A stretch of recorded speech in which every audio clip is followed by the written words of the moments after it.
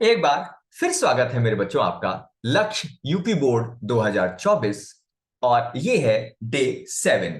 मेरे बच्चों आज का ये जो हम लोग वीडियो है इसमें सीखेंगे वैद्युत फ्लक्स के आवश्यक बिंदु।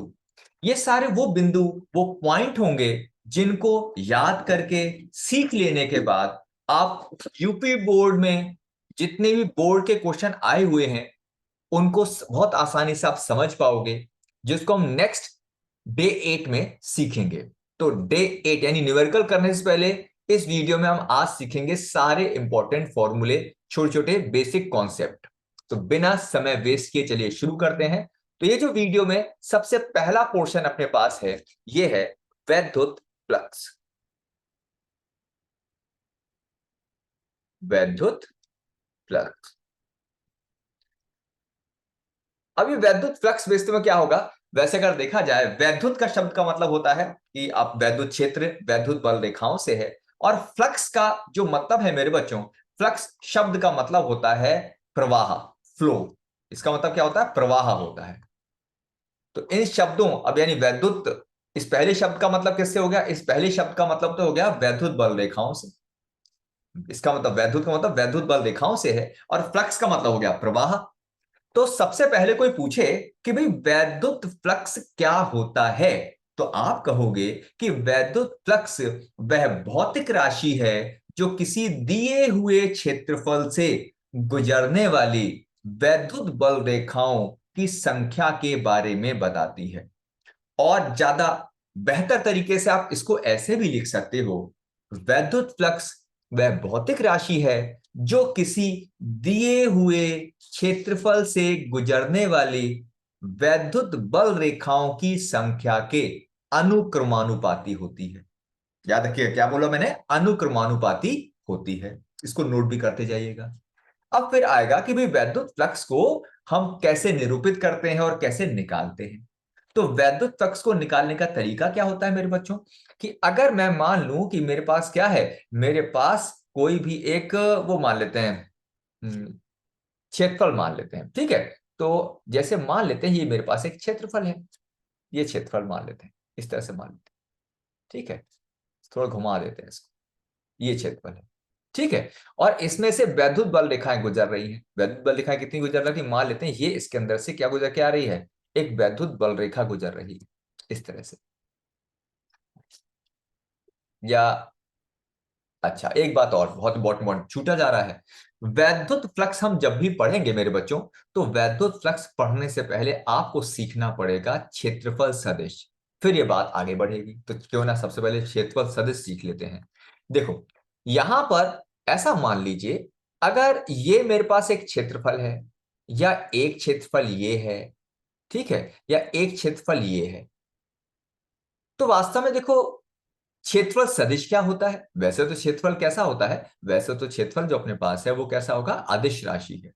लेकिन क्षेत्रफल सदिश की जब बात करोगे, तो क्षेत्रफल सदिश वो सदिश होता है जो दिए गए क्षेत्रफल के हमेशा कैसा होता है? लंबवत होता है। कैसा होगा? हमेशा लंबवत। तो जैसे मान लो मैंने 3 क्षेत्रफल बताए और आपसे कहा कि इसका क्षेत्रफल सदिश कैसा होगा, तो जैसे मैंने चित्र बनाया ये इनका होगा क्षेत्रफल सदिश कहलाएगा, ठीक है। कोई भी क्षेत्रफल आप मान सकते हो। जैसे अगर मैं एक एग्जांपल और दूं, जैसे मैं कह दूं कि ये मेरे पास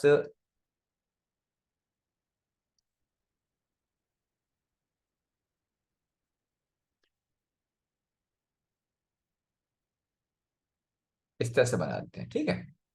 आप सुनो जल्दी से भाई, जल्दी जल्दी जल्दी।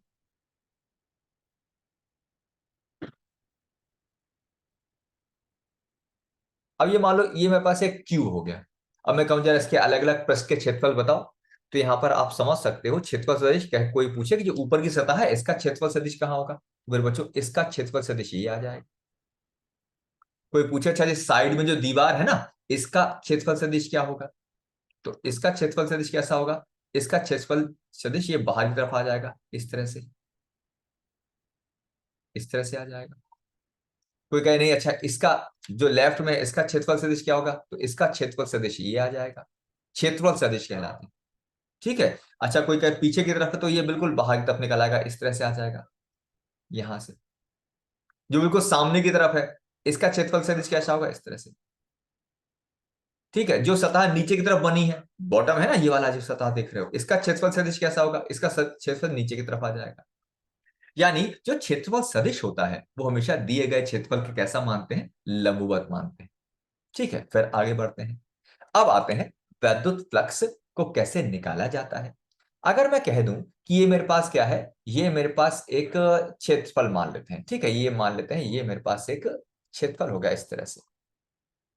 ठीक है, और अब और वैद्युत बल रेखाएं कैसी हैं? वैद्युत बल रेखाएं इस तरह से गुजर रही हैं इसके अंदर से, इस तरह से। ये वैद्युत क्षेत्र या वैद्युत बल रेखाएं, वैद्युत क्षेत्र इस तरह से है। अभी मैंने बताया था कि अगर मेरे पास ये क्षेत्रफल है तो इसका क्षेत्रफल सदिश कैसा होगा? क्षेत्रफल सदिश होता है लंबवत। तो इसका ये आ गया क्षेत्रफल सदिश। अब हम देख रहे हैं कि वैद्युत क्षेत्र और क्षेत्रफल सदिश में कोई ना कोई कोण बन रहा है।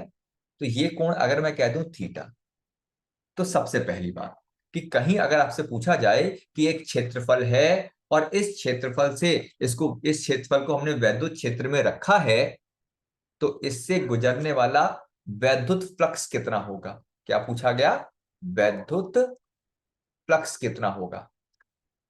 तो किसी भी दिए हुए क्षेत्रफल से गुजरने वाला जो वैद्युत फ्लक्स है, इसको हम फाई से शो करते हैं। किससे शो करते हैं मेरे बच्चों? फाई से। और फाई बराबर क्या होता है? फाई बराबर होगा ई वेक्टर डॉट ए वेक्टर। और ई वेक्टर मतलब वैद्युत क्षेत्र, ए वेक्टर मतलब क्षेत्रफल सदिश। और जब कभी हम सदिश गुणन खोलते हैं तो ये सूत्र आपको याद होगा, कहीं लिखा था ना, ए डॉट बी। जब हम ओपन करते थे तो इसका सूत्र होता है ए बी कॉस थीटा गुणा में। तो ऐसी ई डॉट ए खोलोगे तो कितना आ जाएगा? ये आ जाएगा ई ए कॉस थीटा। ठीक है, अब इस पर दो तरह के क्वेश्चन मिलेंगे। दो तरह के क्वेश्चन कैसे मिलेंगे सुनो जरा। सबसे पहली बात, अच्छा एक पॉइंट और पीछे समझ लेते हैं, ये बड़ा इंपॉर्टेंट है और पता नहीं कितनी बार पूछा गया है। ये पॉइंट जल्दी से कॉपी में अच्छे से नोट कर लो। क्या नोट करोगे? आपसे पूछा जाएगा कि ये जो आप वैद्युत फ्लक्स पढ़ रहे हो, ये कैसी राशि है? ये सदिश है या अदिश है? तो मेरे बच्चों ये जो डॉट होता है ना, ये अदिश गुणन कहलाता है। तो ये कैसी राशि है याद रखना, बहुत इंपॉर्टेंट क्वेश्चन है। कहीं अगर क्वेश्चन आए कि वैद्युत फ्लक्स कैसी राशि है, तो आपका उत्तर हो जाएगा ये अदिश राशि है। कैसी राशि है? अदिश राशि है। चलिए नेक्स्ट पॉइंट पर आते हैं। अब जैसे मैं बता रहा था, इसमें दो तरह के क्वेश्चन देखने को मिलते हैं। दो तरह के क्वेश्चन कैसे? जैसे पहले तरह का क्वेश्चन हमें ये देखने को मिलेगा, आपको ई दे दिया जाएगा, ठीक, जिसका मान लेते हैं 10 न्यूटन प्रति कूलम। फिर कह देंगे क्षेत्रफल सदिश कितना है? मान लो उन्होंने कह दिया 5 मीटर स्क्वायर। और ई और ए के बीच का कोण दे देंगे, जैसे मान लो उन्होंने कह दिया 60 डिग्री है। और कहेंगे भाई ऐसा है, इस स्थिति में पाई का मान बताओ। जैसे उन्होंने क्या कह दिया, मान लो इस तरह से कह दिया कि भाई ये एक कोई क्षेत्रफल है। क्षेत्रफल कितना है? 5 मीटर स्क्वायर। तो ये तो हो गया ए।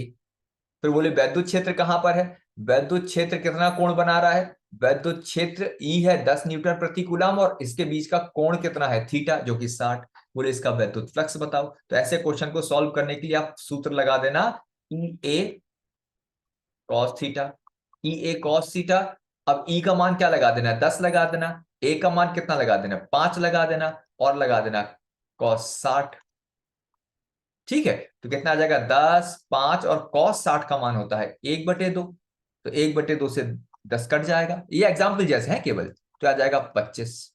अब 25 का एक क्वेश्चन और आ गया कि भाई आपने ये तो बता दिया अदिश राशि है, अब इसका मात्रक तो बताया ही नहीं मैंने। तो अब मात्रक भी इंपॉर्टेंट है, मात्रक भी समझ लेते। तो फिर थोड़ा पीछे चलते हैं अपन लोग। कोई पूछे कि भाई इसका मात्रक क्या होता है, भाई दूसरी चीज क्या आ गई, इसका मात्रक तो बताओ कि इसका मात्रक क्या होगा। तो मात्रक कैसे निकाल सकते हैं मेरे बच्चों? इसका मात्रक इंपॉर्टेंट है, दो क्वेश्चन कई बार आए। तो इसको मात्रक में अलग ही तरह से बताता हूं। देखो, कोई पूछे कि फाई का मात्रक क्या होगा, तो फाई का सूत्र क्या है मेरे बच्चों? फाई का सूत्र है ई ए कॉस थीटा। ये वेक्टर हटा दो यहां से, वेक्टर ब्रैकेट खोल दिया मैंने, ई ए कॉस थीटा। अब कोई पूछे इसका मात्रक क्या होगा, बड़े ध्यान सुना, इसके दो दो तरीके से मात्रक लिखे जा सकते हैं। कैसे? देखो, फाई का एक मात्रक क्या होगा? अगर ई को लगाते हो न्यूटन प्रति कूलम, इलेक्ट्रिक फील्ड को लगाया तुमने न्यूटन प्रति कूलम, और क्षेत्रफल को मीटर स्क्वायर, तो एक मात्रक क्या हो गया इसका, न्यूटन मीटर स्क्वायर प्रति कूलम। एक तो फ्लक्स का मात्रक तो ये हो गया न्यूटन मीटर स्क्वायर प्रति कूलम। अच्छा, एक मात्रक और है इसका, बोले दूसरा कौन सा मात्रक है। अगर आपने जो ये वैद्युत क्षेत्र है इसका मात्रक लगाया वोल्ट प्रति मीटर, ये भी वैद्युत क्षेत्र का मात्रक है, और क्षेत्रफल हो गया मीटर स्क्वायर। अच्छा, कोण का कोई मात्रक नहीं होता। अब 1 मीटर से 1 मीटर कट जाएगा, तो वैद्युत फ्लक्स का एक और मात्रक क्या आएगा मेरे बच्चों, वोल्ट मीटर। ये बहुत इंपॉर्टेंट पॉइंट है, तीनों पॉइंट रट जाने चाहिए। ये कैसी राशि है, बोले अदिश राशि है। इसका मात्रक क्या होता है, तो न्यूटन मीटर स्क्वायर प्रति कूलम भी होता है या वोल्ट मीटर भी होता है। ठीक है, चलो अब आगे बढ़ जाते हैं। अब फाइनली इसमें एक क्वेश्चन तो इस तरह का आ जाएगा, ई ए और थीटा दे रखा होता है, फाइव पूछ लेगा आपसे। ठीक है, अब नेक्स्ट क्वेश्चन कैसा आता है, ये क्वेश्चन ये थोड़ा अलग तरह का क्वेश्चन है। क्या क्वेश्चन आता है, वो कह देगा आपसे कि भाई एक ई जो है वो एक वेक्टर की फॉर्म में है, 2i cap plus 5j cap plus 7k cap. ये भी क्वेश्चन कई बार देखा मैंने बोर्ड एग्जाम में। और ए सदिश दे देगा आपको, i cap minus j cap या 2i cap plus 4j cap plus 3k cap. फिर क्या पूछेगा मालूम है, वो पूछेगा कि भाई पाई बताओ, फ्लक्स बताओ। तो क्या करना आप, तो ऐसे किसी भी क्वेश्चन में आप सीधे लिखना पाई बराबर होता है E vector dot A vector. ठीक है, आप क्या करोगे, अब 2i cap plus 5j cap plus 7k cap E का मान लगा देना, डॉट ए का मान क्या लगा देना, 2i cap minus 4j cap plus. ठीक है, अब सुनो, अब क्या करना, अब ध्यान रखना डॉट प्रोडक्ट में आई की गुणा, आई का प्रोडक्ट होता है आई से, जे का प्रोडक्ट होता है जे से मतलब गुणा, और के का प्रोडक्ट होता है के से। ये तो 11वीं में सारे बच्चों को आता ही होगा। ठीक है, तो जब मल्टीप्लाई कर दो तो फाइव का मान क्या होगा, 2i कैप और 2, तो 2 2 जा 4, 5 की मल्टीप्लाई -4 से तो माइनस का 20, और 7 की मल्टीप्लाई 3 से 21, तो कितना हो गया प्लस का 25 माइनस का 20, यानी आंसर कितना आ गया 5। मात्रक मैंने बता दिया, न्यूटन मीटर स्क्वायर प्रति कूलम अथवा वोल्ट मीटर। कई बार क्वेश्चन उल्टा भी आता है, वो कहते हैं उस भौतिक राशि को बताओ जिसका मात्रक वोल्ट मीटर है, और ये भी बताओ कि वो सदिश है कि अदिश। क्वेश्चन आया है कि उस भौतिक राशि को बताओ जिसका मात्रक वोल्ट मीटर है, और ये भी बताओ कि वो सदिश होती है कि अदिश होती है। तो वोल्ट मीटर याद रखना, वोल्ट प्रति मीटर तो वैद्युत क्षेत्र है, लेकिन वोल्ट इंटू मीटर है वैद्युत फ्लक्स। और कैसी राशि है ये राशि है अदिश। ठीक है बच्चों, चलो अब ये वाली बात, दो तरह क्वेश्चन हो गए, इस तरह के क्वेश्चन। अच्छा, इसमें एक क्वेश्चन और ये भी पूछा जा रहा है बार बार, कैसा क्वेश्चन है, क्वेश्चन तो मैं नेक्स्ट वीडियो में कराऊंगा, लेकिन तरीका देख लो, जैसे आप पहले क्वेश्चन को, जैसे मैं क्वेश्चन दूं तुरंत समझ जाओ कैसे होना है। ये क्वेश्चन बड़ा प्यारा सा है, कई बार ये क्वेश्चन 2023 में भी पूछा गया। क्वेश्चन एक्चुअली में बताऊंगा आपको नेक्स्ट वीडियो में। जरा सोचो कैसा क्वेश्चन है, देखो मान लेते हैं भाई, क्या मान लेते हैं, ये अपने पास एक कोई यही चाहिए,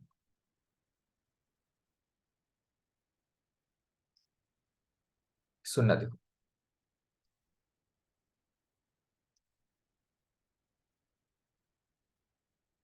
जैसे मान लेते हैं, ठीक है, और ये एक्स वाई जेड मान लेते हैं, बल्कि इसको स्क्वायर, अच्छा मैं हाथ से बना लेता हूं, गड़बड़। देखो सुनना जरा बच्चों, जैसे मान लो वो ये कहेगा, ये हो गई एक्स अक्ष, ये हो गई वाई अक्ष, और ये हो गई अपने पास जेड अक्ष। तीन अक्ष हो गए, सब जानते हैं एक्स वाई जेड अक्ष को, है ना। अब इसमें क्वेश्चन कैसा, प्रारूप क्या होगा, वो कहेगा वैद्युत, ये बड़ा इंपॉर्टेंट क्वेश्चन है, मुझे लगता है इस तरह के क्वेश्चन 3 3 बार आए हैं। अभी क्वेश्चन आगे कराऊंगा आपको नेक्स्ट वीडियो में, पहले कॉन्सेप्ट समझ लो। वो कहेगा कि वैद्युत क्षेत्र की जो दिशा है वो वाई दिशा में है। कोई एक दिशा पकड़ लेगा, वैद्युत क्षेत्र की दिशा वाई दिशा में है, कोई भी मान लगा देगा वो। ठीक, जैसे लिख देगा 2j कैप, वाई दिशा में j कैप। फिर वो कहेगा कि एक वर्ग है। क्या है बच्चों? एक वर्ग है। और वर्ग किस दिशा में है? वर्ग जो है वो एक्स वाई तल में है। कैसा है? एक्स वाई तल में है। ये वर्ग हो गया। अब कहेगा कि इस वर्ग से गुजरने वाला वैद्युत फ्लक्स बताओ। क्या पूछेगा वो आपसे? वो पूछेगा इस वर्ग से गुजरने वाला वैद्युत फ्लक्स। वर्ग से स्क्वायर से गुजरने वाला वाला वैद्युत फ्लक्स पूछेगा आपसे। अब इससे गुजरने वाला वैद्युत फ्लक्स कैसे बताओगे? अब सुनो ध्यान से मेरे बच्चों। वैद्युत क्षेत्र दिखाई दे रहा है।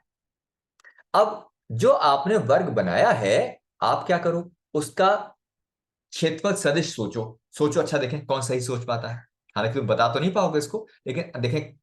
अब इसका आंसर सुनो। इसका जो क्षेत्रफल सदिश होगा मेरे बच्चों, वो कैसा होगा? देखो, इसका जो क्षेत्रफल सदिश है वो थोड़ा सा क्या होगा? थोड़ा सा, देखो कैसा होगा, इस तरह से लंबवत होगा कि नहीं। ये होगा क्षेत्रफल सदिश। अब ध्यान से देखो, ये क्या आ गया ऊपर की तरफ? क्या आ गया? ये तो वैद्युत क्षेत्र है। तो ये आ गया क्षेत्रफल सदिश, यानी ये हो गया वैद्युत क्षेत्र, है कि नहीं। और ये हो गया क्षेत्रफल सदिश। बीच में कितना कोण हो गया? देखो इनके बीच में कितना कोण बन रहा है? इनके बीच में कोण बन रहा है 90। तो पूछाएगा बताओ उसमें फ्लक्स कितना होगा? तो जो फाई का मान है मेरे बच्चों, वो कितना हो जाएगा? आप लगाओगे ई डॉट ए। ठीक है। अब यहां पर यह ई ए कॉस थीटा। अब ई का मान कितना लगा दोगे? लगा दोगे 2। क्षेत्रफल की जगह ए लगा दो। लेकिन सबसे खतरनाक बात क्या है कि इसमें एंगल कितना लगाओगे? कॉस 90। और ऐसी स्थिति में बच्चों कॉस 90 का जो मान होता है, कॉस 90 हो जाता है 0। तो इसका मतलब इसका मान कितना आ जाएगा? 0। ठीक है। अब ये मुझे कैसे मालूम चलेगा कि तुमको ये कॉन्सेप्ट समझ में आया कि नहीं आया? तुम इसी तरह का एक क्वेश्चन होमवर्क में दे रहा हूं। आप कमेंट करके बताना कि इसका आंसर आपने सही, मतलब आप कमेंट करना, मैं बताऊंगा कि आपने सही सोचा कि गलत सोचा। ठीक है। तो जल्दी से मैं क्वेश्चन को थोड़ा चेंज कर देता हूं। जल्दी से देखो, वापस आ जाते हैं फटाक से।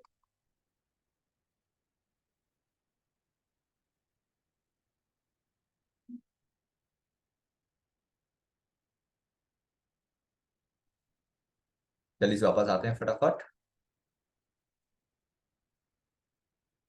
अब ये होमवर्क में क्वेश्चन, आप वैद्युत क्षेत्र भी बदल दे रहा हूं मैं। ठीक है, मैं वैद्युत क्षेत्र भी बदल देता हूं। देखिए आप कैसा सोच पाते हो। ये क्वेश्चन आपके होमवर्क के लिए, हर बच्चा सोचना। अब वैद्युत क्षेत्र मान लेते हैं मेरे बच्चों, वैद्युत क्षेत्र मान लेते हैं एक्स दिशा में, ये वैद्युत क्षेत्र है। और इसका मान लेते हैं 10 न्यूटन प्रति कूलम। और इस बार जो वर्ग मान लेता हूं, वर्ग कैसा मान लेता हूं? वर्ग में मान लेता हूं इस तरह से।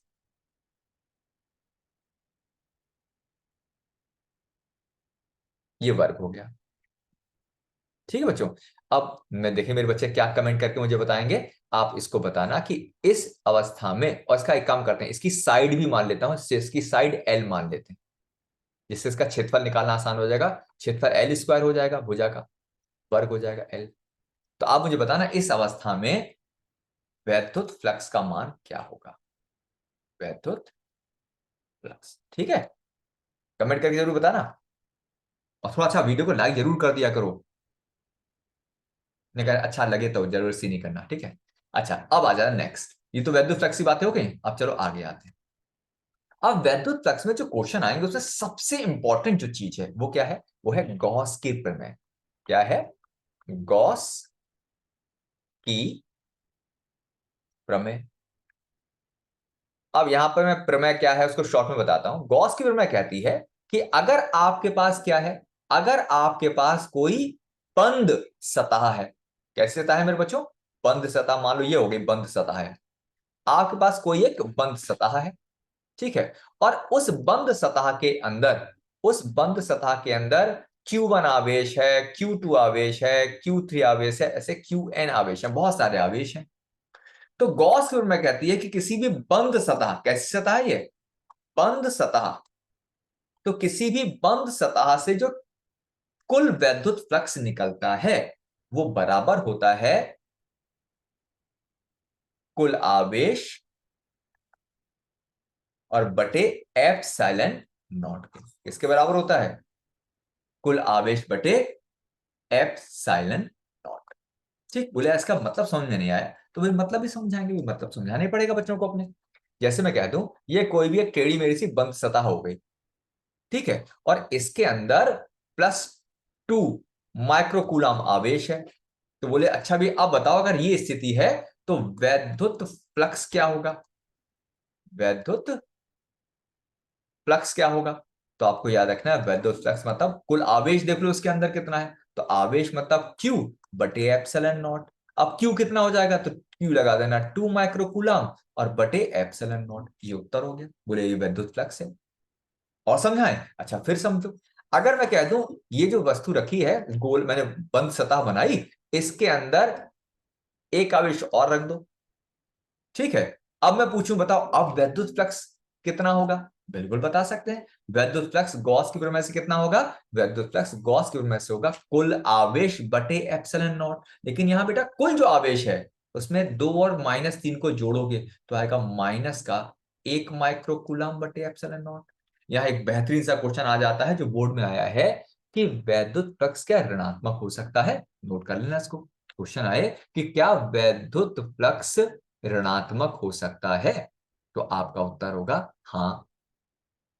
फिर दूसरा क्वेश्चन आएगा कि अगर, नोट कर लो जल्दी से, कि क्या वैद्युत फ्लक्स ऋणात्मक हो सकता है, तो आप उत्तर क्या लिखोगे, हाँ।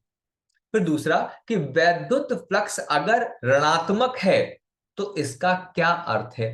क्वेश्चन आया कि वैद्युत फ्लक्स ऋणात्मक है, इसका क्या अर्थ है, तो आप उत्तर लिखोगे वैद्युत फ्लक्स ऋणात्मक होने का अर्थ है कि उस बंद सतह के अंदर आवेश, कुल मान आवेश का ऋणात्मक है। यानी अगर कहीं भी ऋण आवेश है तो वैद्युत बल रेखाएं अंदर की तरफ आती हैं और अंदर की तरफ आने पर उस वैद्युत फ्लक्स को ऋणात्मक कहते हैं, ठीक है। चलो अब आते हैं नेक्स्ट पॉइंट, ये बड़ा इंपॉर्टेंट है। जैसे पूछा जाए, ये क्वेश्चन बोर्ड बोर्ड में आया हुआ है, समझ लो जरा। जैसे मान लो ये एक घन हो गया, ये बड़ा फेवरेट क्वेश्चन है, बोर्ड एग्जाम बड़ा पसंद किया जाता है। अब इसका उत्तर बता देना जल्दी से, ठीक है। जो लोग वीडियो देख रहे हैं यहां तक पहुंचे हैं फटाफट सोच लेना इस क्वेश्चन का आंसर। कहेंगे कि एक भाई एक घन है और इसके केंद्र में एक क्यू आवेश है, तो बताओ इसका वैद्युत फ्लक्स कितना होगा। तो ज्यादा सोचना ही नहीं है कि अगर घन है उसके केंद्र पर वैद्युत फ्लक्स पूछे तो आप क्या लिख देना, कुल आवेश बटे एप्सिलॉन नॉट। तो कितना हो जाएगा, Q बटे एप्सिलॉन नॉट। बाकी क्वेश्चन तो मैं आगे कराऊंगा। तो जैसे कोई पूछे कि इसके क्वेश्चन आने के लिए मैं कहीं जिक्र करूं कि भाई गॉस की प्रमेय क्या होती है, तो आपको परेशान नहीं होना, तुरंत दिमाग में कौंधना चाहिए कि गॉस की प्रमेय का मतलब फाई बराबर कुल आवेश बटे एप्सिलॉन नॉट। फिर मन में कौधा यार कुल आवेश का मतलब क्या होता है, तो ये भी आपके दिमाग में आना चाहिए। कुल आवेश का मतलब जितने भी प्लस माइनस जितने भी आवेश हैं सबको जोड़कर जो भी उत्तर आएगा उसका कुल आवेश कहलाएगा, ठीक है। अब आते हैं, जब हम गॉस के प्रमेय का यूज करते हैं मेरे बच्चों, तो हमें कुछ फॉर्मूले आने चाहिए। वो फॉर्मूले क्या है, सबसे पहला इंपॉर्टेंट फॉर्मूला, अगर हमारे पास एक अनंत लंबाई का तार है जिस पर क्या है, जिस पर धन या ऋण आवेश है। अगर क्या है, अपने पास एक अनंत लंबाई का तार है इस पर धन या ऋण आवेश है, ठीक है। तो इसके आसपास क्या होगा, इसके आसपास वैद्युत क्षेत्र होगा। तो अगर मेरे पास एक अनंत लंबाई का आवेशित तार है जिसका एकांक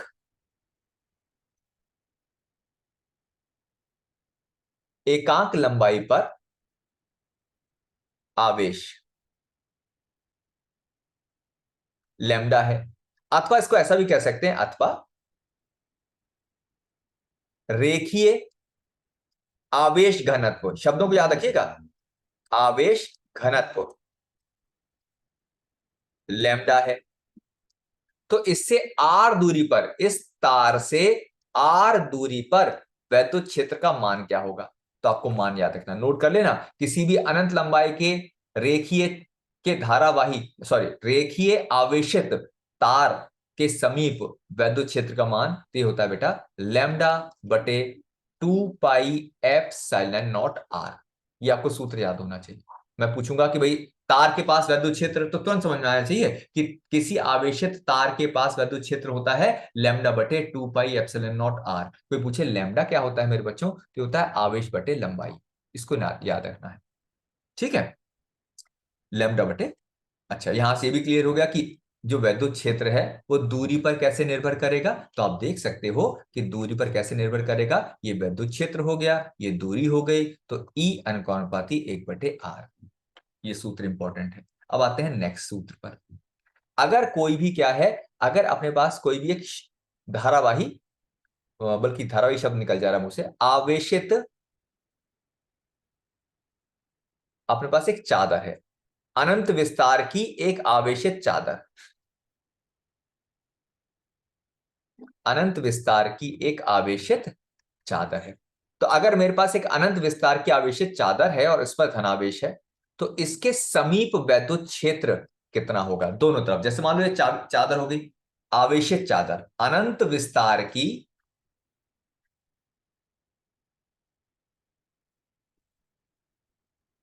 आवेशित चादर,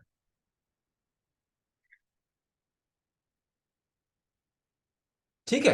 अच्छा, यहां पर एक शब्द आएगा बेटा, सिग्मा आएगा। सिग्मा, सिग्मा का मतलब होता है Q/A। इसे कहा जाता है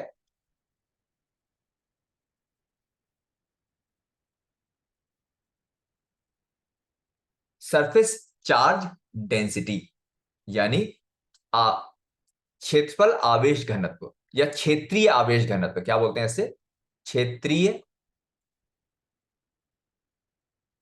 आवेश घनत्व। ये सबसे ज्यादा इंपॉर्टेंट फॉर्मूला है, सारे बच्चे ध्यान से देखिएगा और नोट कर लीजिए अपने पास।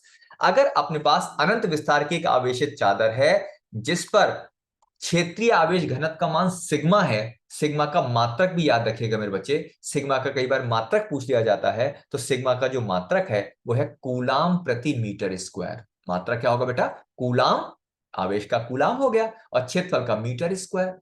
तो आवेश घनत्व, क्षेत्रीय आवेश घनत्व का मात्रक हो जाएगा कूलाम प्रति मीटर स्क्वायर, ठीक है। अच्छा, अब वैद्युत क्षेत्र सुनिएगा कि यहां पर किसी अनंत विस्तार के आवेशित चादर के कारण जो वैद्युत क्षेत्र होता है वो होता है σ/2 ε0।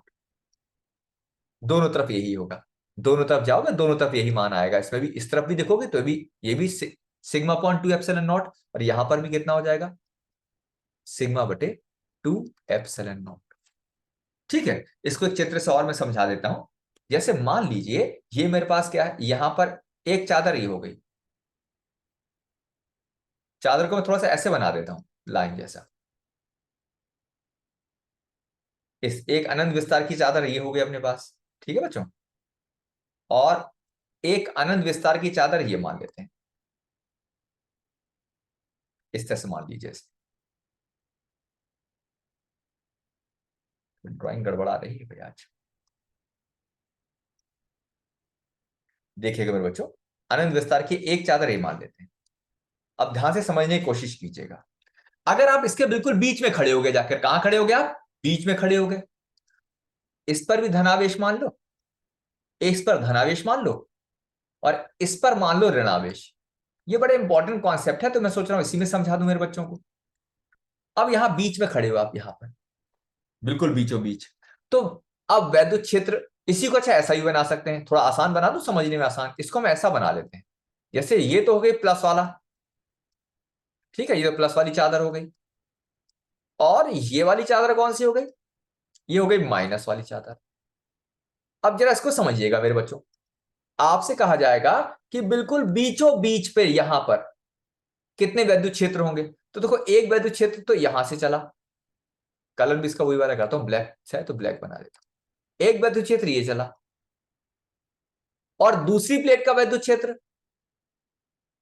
अब अगर किसी बच्चे को ऐसा लग रहा है सर ये आपने तीर किस तरह से बनाए हैं, तो मेरे बच्चों याद रखना, जो धन आवेश होता है, वैद्युत क्षेत्र कैसे होता है मेरे बच्चों, धन आवेश से वैद्युत क्षेत्र बाहर की तरफ होता है, और अगर मान लो कहीं ऋण आवेश है तो वैद्युत क्षेत्र उसमें अंदर की तरफ होता है, धन आवेश से बाहर की तरफ और ऋण आवेश में अंदर की तरफ।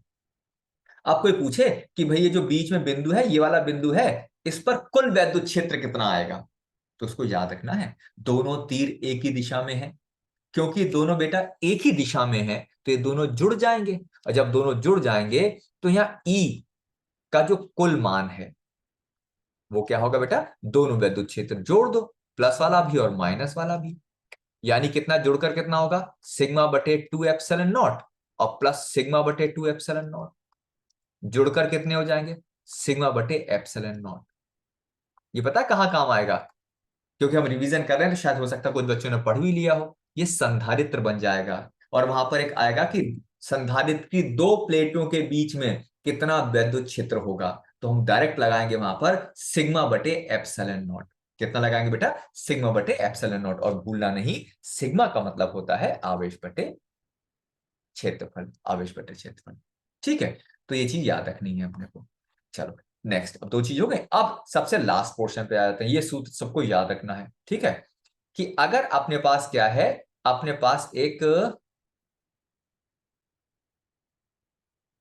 आवेशित चालक गोला मान लें। क्या मान लें अपन लोग, एक आवेशित चालक गोला मान लेते हैं।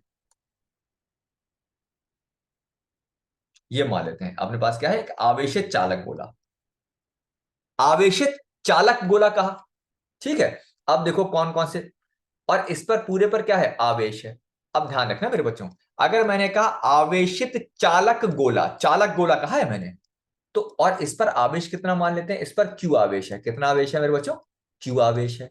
ये कुल आवेश कितना है, क्यू। तो आपसे अगर पूछा जाए कि वैद्युत क्षेत्र का मान कहां होगा, तो अगर मैं इसके अंदर आ जाऊं, तो किसी आवेशित गोले के अंदर जो वैद्युत क्षेत्र होता है वो होता है जीरो। बहुत इंपॉर्टेंट पॉइंट है, किसी भी आवेशित गोले के भीतर वैद्युत क्षेत्र का मान कितना होगा, जीरो।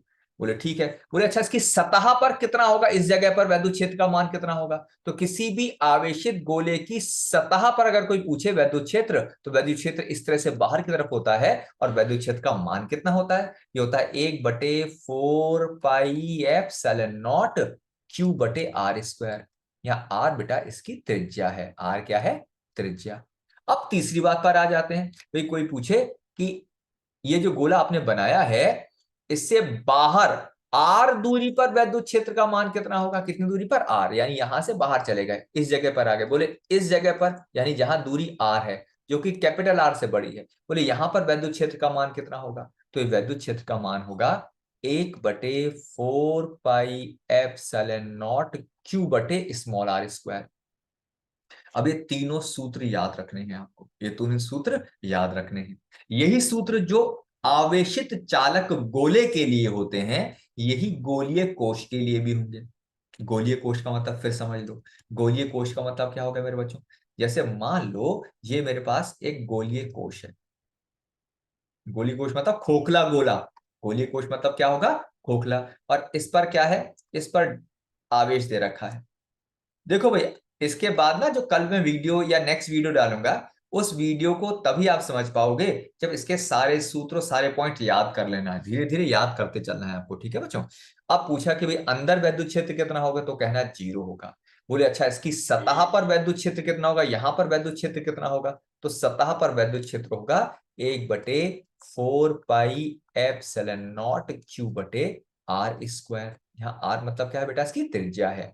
और कोई पूछा अच्छा बाहर वैद्युत क्षेत्र कितना होगा, तो अगर आप इसके बाहर चले, हम लोग जैसे यहां से ये आ गए, अब बाहर आ गए वैद्युत, तो जब आप इस गोले के बाहर निकल आओगे, तो यहाँ पर वैद्युत क्षेत्र कितना होता है बाहर, यानी मैं इस बिंदु पर बता रहा हूँ, इस पर, इस वाले बिंदु पर, तो बाहर हो जाएगा 1/4 पाई एप्सिलॉन नॉट क्यू बटे आर स्क्वायर। तो ये सारे सूत्र आप याद कर लीजिए। बाकी अगर कोई इंपॉर्टेंट पॉइंट होगा तो उसको मैं नेक्स्ट वीडियो में क्वेश्चन के साथ ही कवर करूंगा। ठीक है, तो उम्मीद है आपको ये वीडियो सही लगा हो, अच्छा लगा हो। आपको एक होमवर्क दिया है, क्वेश्चन को करिएगा जरूर, मेहनत से मेरे बच्चों पढ़िए। जिस तरह एक बूंद बूंद करके, ठीक है, सागर भरता है। मैं सागर तो नहीं कहूंगा, लेकिन आपने अक्सर देखा होगा कि जैसे कई बार होता है अपने घर में बाथरूम में क्या होगा, एक बाल्टी रख दी, बकेट रखी होती है, उसमें बूंद बूंद करके पानी गिर रहा होता है, तो ऐसा लगता है बाल्टी खाली है। लेकिन रात भर में जब बूंद बूंद करके पानी गिरता रहता है, तो फाइनली क्या होगा, देखो बाल्टी भर जाती है। तो अगर आप थोड़ा थोड़ा थोड़ा थोड़ा करके आप रोज रिवाइज करते चलोगे, तो मेरे बच्चों जब आप बोर्ड एग्जाम में पहुंचोगे, तो यकीन मानना मेरे बच्चों कि यहां पर आप बहुत अच्छा परफॉर्म करोगे। इन्हीं क्वेश्चन में से आपको क्वेश्चन मिलेंगे। ठीक है, तो आज के लिए मेरे बच्चों इतना ही। नेक्स्ट वीडियो में फिर बात करेंगे, तब तक के लिए अपना ध्यान रखें।